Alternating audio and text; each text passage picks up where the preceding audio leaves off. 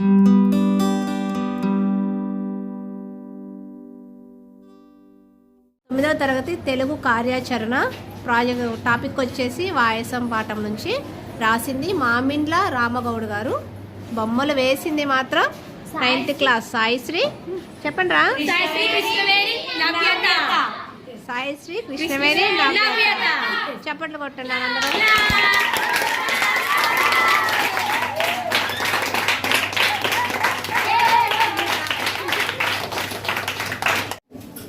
నా పేరు కే కావ్య. నేను 9వ తరగతి చదువుతున్నాను. పాఠశాల పేరు MJPT girls Dummugudem in Bhadrachalam. విషయం 11వ పాఠం వాయసం.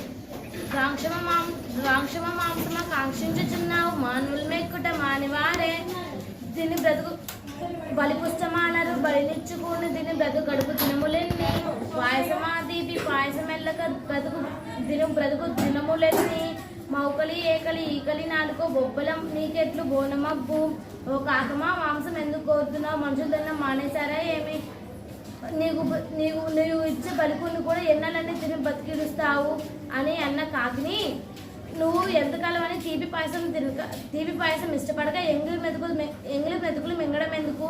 నీ కాకిని ఒంటి చూపు చూసే నీ కాకిని చిరజీవిగా కాకిని బతికించే నీవు పక్క చూపు చూసే వాళ్ళు కూడా మోసగాళ్ళు మెచ్చరు.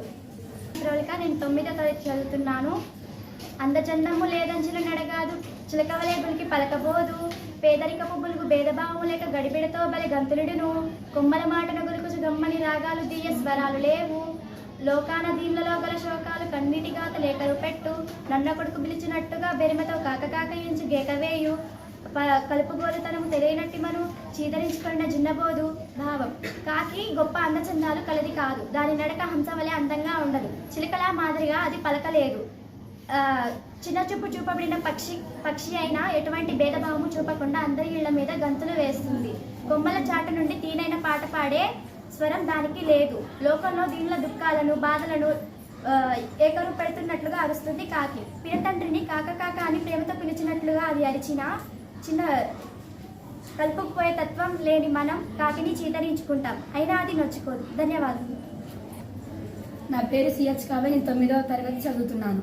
నిండ్రకాయ నడత గర్రగొడ్డలు కోత మందినోళ్ళు మూత పంది మేత రోతకు బ్రతుకు పాతకు నెరనేల్పు కంటే కాకి కలుషితమ్మే. ఎండ్రికాయ తీరుగా అడ్డంగా సంచరిస్తూ గడ్డలి కోతతో బెదిరింపుతో మనుషులు పరుల నోర్లు మూయిస్తుంది. పందిలాగా మెక్కుతూ అతిహీనమైన బతికే పాపాత్ముని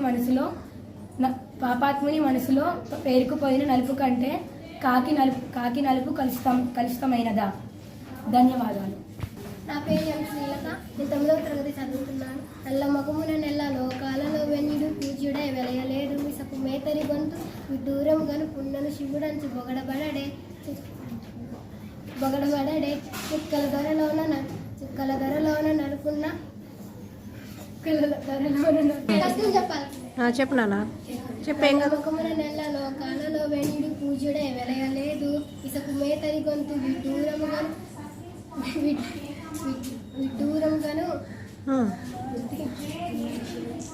చెప్పు ఏం కాదు చెప్పరా.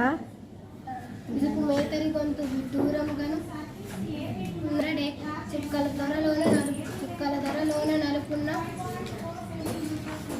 చల్లులిడడే నరుల తలలు నలుపు ఇరుల దారుల నలుపు నింగి నీరును రేయి నీడ నలుపు కాకి నలుపటంచు గావు కేకలు పెట్టి మాయినంటి పొరలు మాయి నలుపు అంధకారమైన అజ్ఞానమే నలుపు ఆయాసము నలుపు గోయనేల భావం.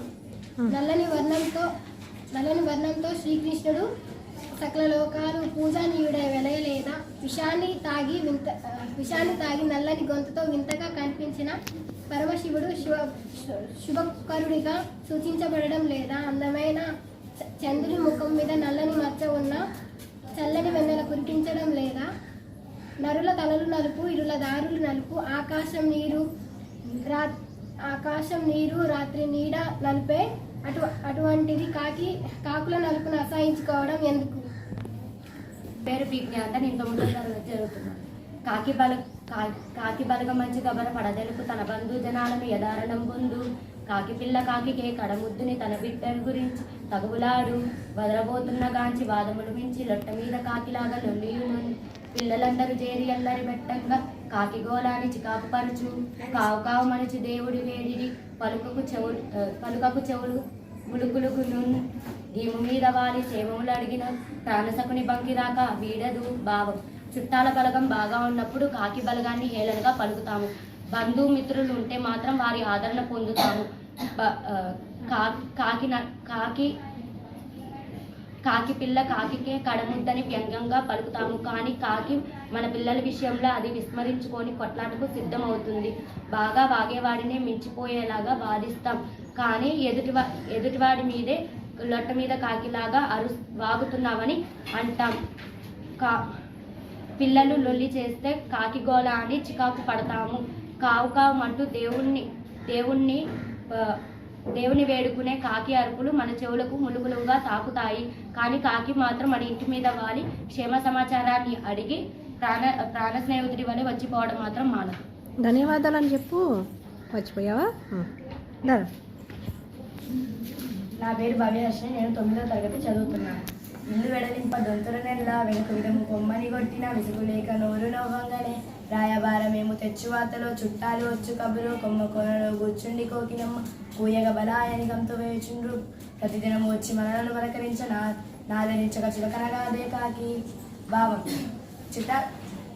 ఇంట్లో నుండి వెళ్ళిపోమంటే కుండల వరుసలు వెతుకుతూ కాలయాపన చేసినట్లు కొమ్మని చీదరిస్తూ కొట్టినా ఏమాత్రం విసుక్కోకుండా రాయబారి వల్లే చుట్టాలు వస్తున్న వార్తను మనకు తెలియజేస్తుంది కాకి. చిటారు కొమ్మలను ఎక్కడనో కూర్చొని కోయలు కూస్తే జనం బలా అని హర్షం వెళ్ళబుచ్చుతారు కానీ రోజు వచ్చి పలకరించే కాకిని మాత్రం ఆదరించక చీదరిస్తారు. ధన్యవాదములు.